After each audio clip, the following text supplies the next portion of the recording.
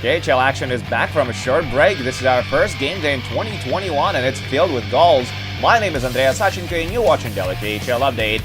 We take it to Ufa first for an afternoon game between Salava Chilaev and Aftema Belest. Perhaps they should have started a little later since this one is pretty short on goals. First period after on a power play, Peter Holland hits the post and then Juha Bachelor stops Brooks Masick on the follow-up attempt. Early in the second now, Sakari Maninen beats Philip Larson in the middle of the ice. He shoots and Jakub Kovars makes a nice glove save.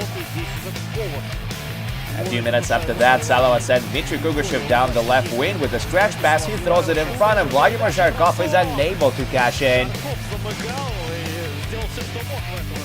Later in the period, Pavel Datsuk gains the zone plays, give and go with Anatoly Goloshev, pokes at it and Netzler turns it aside.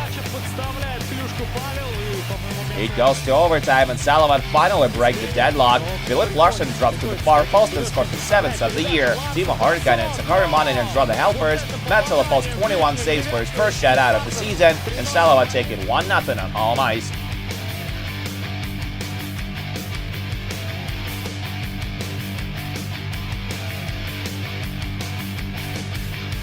Next up, Nizhnikov's Neftekhimik face off against Sibir tonight. We pick it up from the second. Vladimir Galuzin plays it to Ildashik Sadarov from the corner and his shot is right on the money.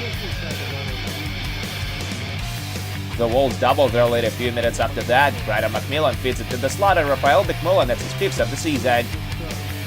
They put it away late in regulation, while Radhai Roland celebrates his 10th of the year. Evgeny Vanikov stopped 27 shots for his first shutout of the year as well, and Neftekhimik win 3-0 on home ice.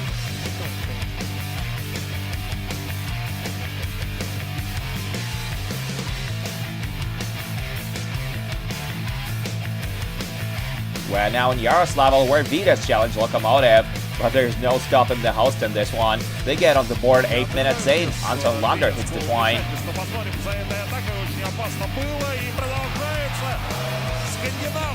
4 minutes later, they manage to score a shorty to double the lead. Georgi Ivanov backhands it to the slot and it goes in off the defenseman.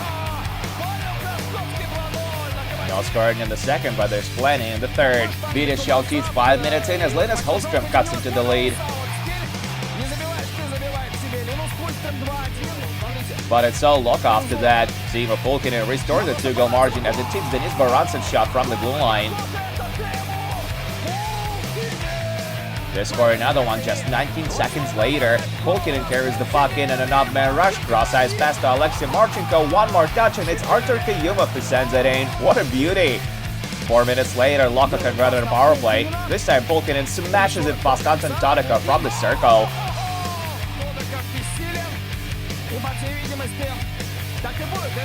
In the very next shift, Mikhail Belaya scores another power play goal to make it 6-1.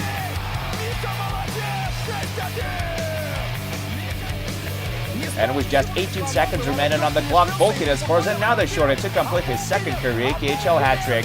Pulkkinen who turned 29 the day before racks up 5 points, setting his new career KHL high, and Loko blow past Vitas 7-1 on home ice.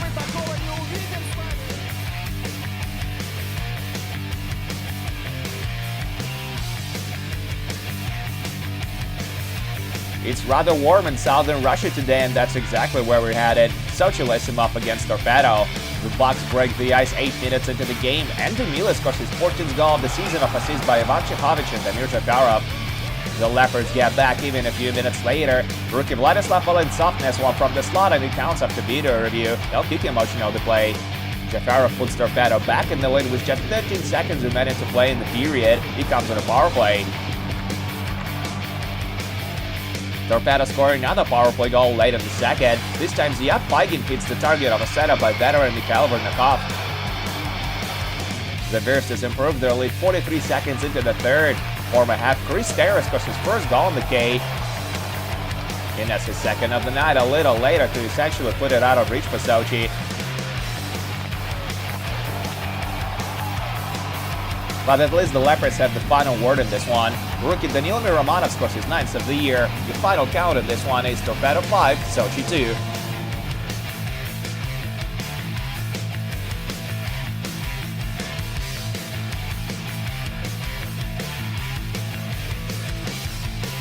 Our next bout is in Minsk, Belarus. Dynamo play host to Avangard.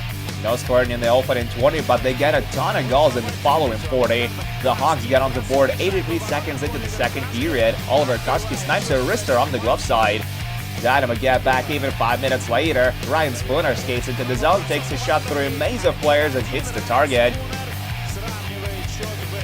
5 minutes later, Ian Sekic beats Vladislav Kolichonok one-on-one and beats Dominic Portpine 2-1 Avangard. The hosts tied up again 5 minutes into the third frame. Vladislav Solovyov puts the puck on net from the point and it goes in of Shane Prince. About a minute later, Solovyov blocks a shot and draws his second assist of the game as Roman Gorbanov gives Dynamo their first lead of the night. Avangard responds just 13 seconds later. Former Windsor Spitfire Alexander Koklachev makes it a 3-3 tie. Artem Dimkov gives Dynamo a 4-3 lead a little after that. Shane Prince has the only helper on this one. The Hawks salvage the game late in regulation as Rick Boucher converts on the power play. Sergei Kalchinsky with his signature cross-ice pass on the play.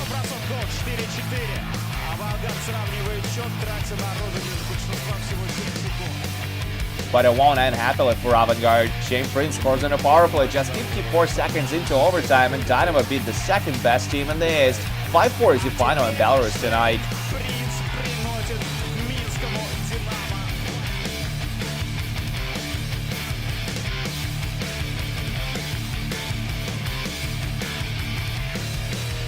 Our final game of the night takes place in Moscow. Red Army welcome Yekterid.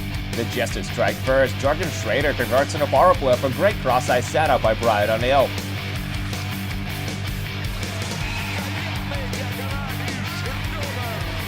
The red and blue bring it back to square one late in the period. Maxim Shilonov scores his 14th goal of the season right after Yekterid go back to play in full strength.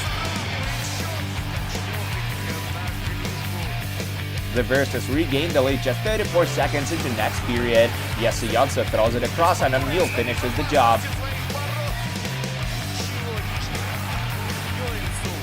But Red Army showed their might on the forecheck a few minutes later, and Andrei Svetlakov ties it up at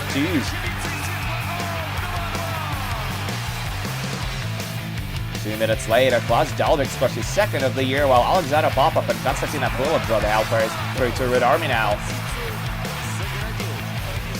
A little later, Moscow win a faceoff in the offensive zone. Dalvik goes for a hard clapper and it's tipped by Maxim Sorkin in front of the net. 4-2 after 40. Yekterid get back to within 1 in the third period. Victor Love drops from the blue line, receives yet another cross-ice pass and sends it past Lars Johansson. Soon after that, Jordan Schrader scores his second of the night and 12th of the year. This one comes in a power play as well, and it's a 4-4 tie.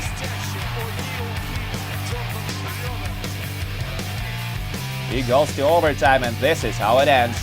Andrei Svetlakov converts in a breakaway for his second goal and third point of the night. What a finish for this great day of hockey in the K. Red Army win 5-4 in overtime.